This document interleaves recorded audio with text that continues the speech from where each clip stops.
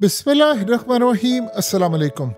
पहली मर्तबा मुसलमानों में ये बात सामने आ गई है कि अगर अपने आप को बचाना है तो आपको नेटो तर्ज की एक फौज बनानी पड़ेगी, नहीं तो बचेगा कोई नहीं। अब जरा सिनेरियो समझे क्या होने वाला है। और अमेरिका की स्टॉक मार्केट इतनी बुरी तरह क्रश कर जाएगी अगर कतर ने यहां पर स्टैंड ले लिया। और जो कतर सबसे बड़ा काम कर दे, अगर जो इस वक्त अंडर डिस्कशन है, क्योंकि अगर तो लड़ाई हो गई अमेरिका के साथ जो होती नजर आ रही है और जो इसराइल के साथ होती नजर आ रही है, तो 4 लाख नौकरियां खतरे में। एक सिर्फ एक इन्वेस्टमेंट से जो 150 बिलियन यूएस डॉलर की है। अब ये सारी सूरत हाल समझ ले हुआ क्या है मामला। देखिए, कतर के प्राइम मिनिस्टर से मुलाकात करने के लिए आए ईरान के वजीर खारजा, फॉरेन मिनिस्टर, उन्होंने गले लगाया और ये बात इसराइल को हजम नहीं हुई। फिर कतर के फॉरेन मिनिस्टर से, यानी उनके प्राइम मिनिस्टर भी हैं, उनसे तुर्की के फॉरेन मिनिस्टर ने मुलाकात की। फिर असल बात ये हुई है कि कतर के अमीर से मिस्र के सदर के नुमाइंदे ने आकर मुलाकात की और सबसे अहम बात उन्होंने आकर कतर के अमीर को कही है। अब यहां से शुरू होती है असल कहानी। कतर के अमीर को यह कहा गया है कि देखिए, अगर तो हमें अपने आप को सबको बचाना है तो अरब इस्लामिक फौज कायम की जाए। 2 राय यहां पर है, या तो तमाम अरब ममालिक की फौज एक बना दी जाए नेटो तर्ज की, या अरब इस्लामिक फौज बना दी जाए। अब ये 2 सूरत हाल बहुत अहम है। आपको पता है इसका क्या मतलब है? इसका मतलब है कि अब मुसलमान एक अपनी फौज बनाए। ये वो वाली फौज नहीं है जो पहले सऊदी अरब वाली है, इस्लामिक इत्तेहाद, वो नहीं। ये प्रॉपर फौज हो, नेटो तर्ज की हो। एक मुल्क पर हमला हो तो सारे मुल्क चढ़ दौड़े। अब बज़ाहिर ये कितनी जबरदस्त बात है, लेकिन इसमें एक कैच है, उसको पकड़े। देखिए, 2 तरह की आरा यहां पर पाई जा रही हैं।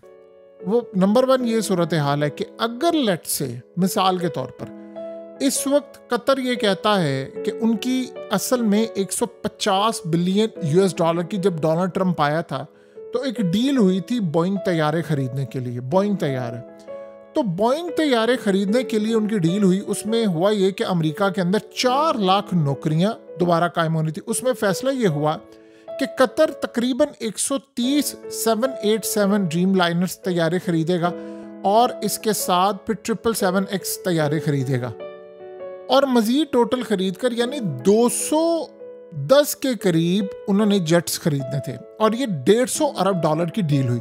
आज तक कभी किसी ने ये काम नहीं किया। अब ये सारी डील हुई कतर एयरलाइन के लिए।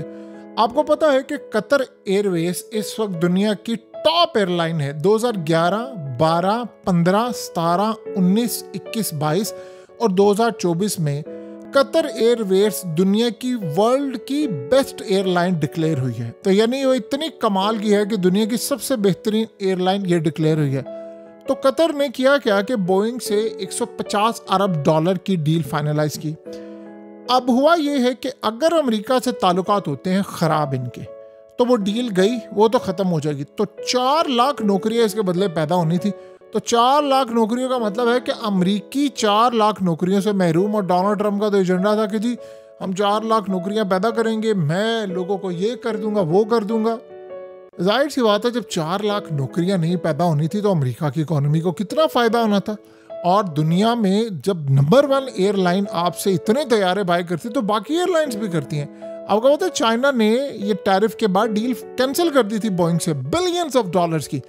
उसके बाद असल कहानी है कतर की 1.4 ट्रिलियन यूएस डॉलर, 1.4 यानी 1400 अरब डॉलर की इन्वेस्टमेंट है अमेरिका के अंदर जो उन्होंने करनी है अगले चंद सालों में। तो अगर ये डील कैंसिल हुई तो वो भी जाएगी। और अमेरिका को ये पता है कि अब आपने सारी सूरत हाल समझ ली कि इन्वेस्टमेंट उनकी चली जाएगी। और उसके बाद अमेरिका को जो नुकसान होगा, लाखों के हिसाब से जो नौकरियां जानी है, जो उनकी इकोनॉमी को धचका ले, क्योंकि ये क्या तो सऊदी अरब भी जाएगा, बाकी भी जाएंगे और उनकी स्टॉक मार्केट क्रैश होगी, सब होगा। अब यहाँ असल में वो नेटो वाला मामला है। तो नेटो का असल में जो इत्तेहाद है उसमें 2 आरा अब आ रही हैं कि जी हमने अब फौज कायम करें। अगर किसी भी मुस्लिम कंट्री के ऊपर हमला हो तो सब मुस्लिम कंट्री पर हमला समझा जाए, या फिर उसमें एक और सूरत हाल है कि अगर लेट से किसी भी अरब ममालिक की सारी इकट्ठी फौज कर ले, किसी अरब ममालिक पर एक हमला हो तो सब पर तसव्वुर किया जाए। देखिए, जहां तक बात है कि अरब ममालिक के पास पैसे हैं, लेकिन वो रिलाय करते हैं मोस्टली अमेरिका की टेक्नोलॉजी पर, उनके सारे इक्विपमेंट्स पर। तो अगर लेट से वो अपना इत्तेहाद बना लेते हैं तो उनको कुछ खास इतना फ़ायदा होने नहीं वाला, क्योंकि उनकी फ़ौज इतनी ख़ास है नहीं। हाँ, अगर ये होता है कि अरब इस्लामिक मुल्क की हो जाए तो उसमें तो फिर ईरान भी आता है, उसमें तो फिर पाकिस्तान भी आता है, मलेशिया भी आता है, इंडोनेशिया भी आता है, तो सारे इस्लामिक कंट्रीज आती हैं। तो फिर उसमें एक और भी चीज़ आ जाती है, उसमें तो जाहिर सी बात है फिर फ़लस्तीन भी आता है। इसका मतलब है कि अगर फ़लस्तीन में फिर हमला होता है तो फिर इसका मतलब है सारी इस्लामिक कंट्रीज जाकर इसराइल से लड़ाई करेंगी। फिर अगर शाम में हमला होता है तो सारी इस्लामिक कंट्रीज वहाँ जाकर लड़ाई करेंगी। फिर अगर आप अंदाज़ा करें कि कतर में होता है, ईरान में होता है, तो फिर ईरान की जंग भी सबको लड़ना पड़ेगी। तो यहाँ एक बड़ा मेजर डिफरेंस आ जाता है कि क्या ये सारा काम हो जाएगा। देखें, कतर के प्राइम मिनिस्टर की आप अगर तकरीर देखें तो एक बात आपको समझ आ जाएगी, उस बंदे ने कमाल कह दिया। उसने कहा है कि अगर इसराइल को सजा ना दी और हम खामोश रहे तो हम सब तबाह होंगे। आप बताइए, कतर कोई तबाह हो रहा है? दुनिया का बेहतरीन मुल्कों में से एक मुल्क है, कमाल की इन्वेस्टमेंट वो करते हैं, ट्रिलियंस ऑफ डॉलर की इन्वेस्टमेंट अमेरिका में सिर्फ वो कर रहे हैं।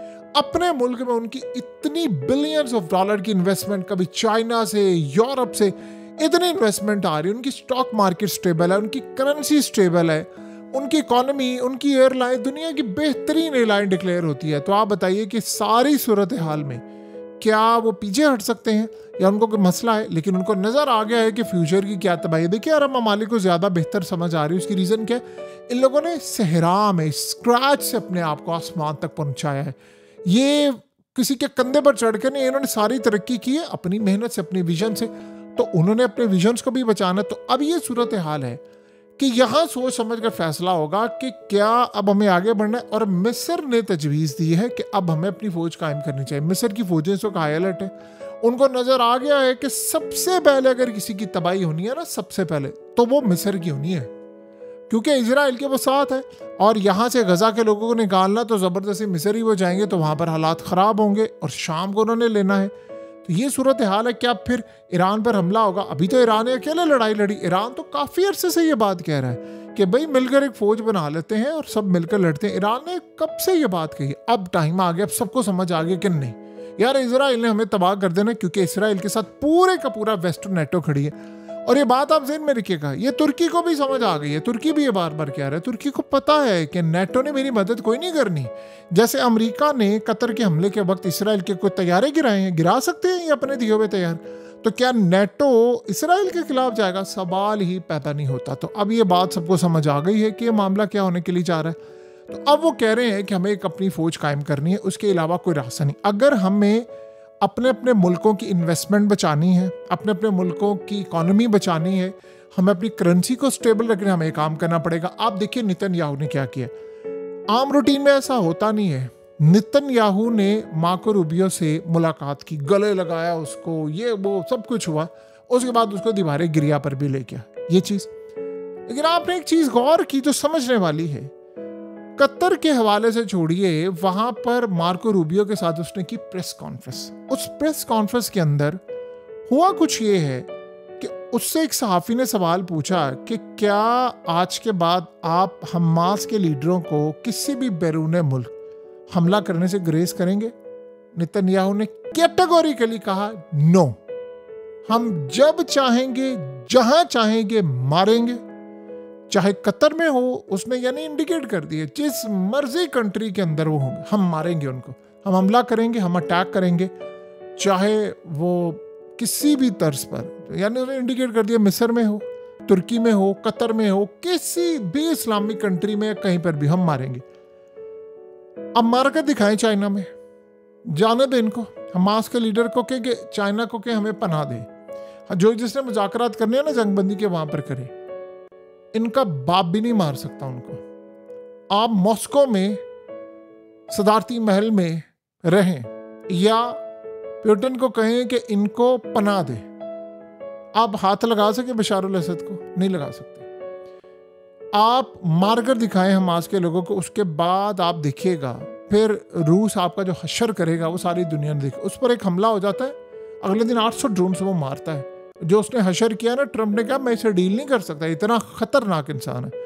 तो ये सारी सूरत हाल आपको समझना पड़ेगी कि मामलात क्या है, क्या सूरत हाल है। बहरहाल अब अगर ये काम ना हुआ तो खेल ख़त्म, और अगर ये काम हो गया तो अमेरिका के अंदर से ट्रिलियंस ऑफ डॉलर की इन्वेस्टमेंट खत्म और अमेरिका की अपनी इकोनॉमी तबाह।